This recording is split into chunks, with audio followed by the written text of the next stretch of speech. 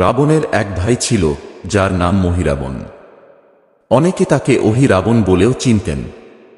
মহিরাবণ ছিল পাতাল লোকের এক অতি শক্তিশালী রাক্ষস, যে নিজেকে পাতাল লোকের অধীশ্বর মনে করত।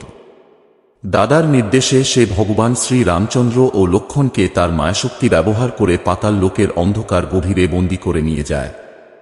এই ঘটনার পর বজরংবলী রাবণের পত্নী মন্দোদরীর কাছ থেকে জানতে পারেন মহিরাবণকে হত্যা করার একটি মাত্র উপায় রয়েছে।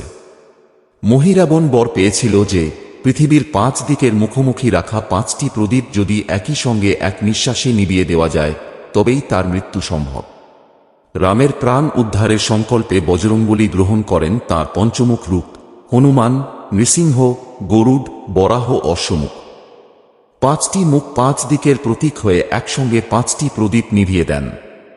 সেই মুহূর্তেই মহিরাবণের মৃত্যু ঘটে। এরপর বজরংবলী রাম ও লক্ষ্মণকে উদ্ধার করে পাতাল লোক থেকে ফিরিয়ে আনেন। এইভাবেই পঞ্চমুখ হনুমানের আবির্ভাব ঘটে, যা আজও তাঁর অপরাজেয় বীরত্ব ও ভক্তির প্রতীক। জয় বজরংবলী।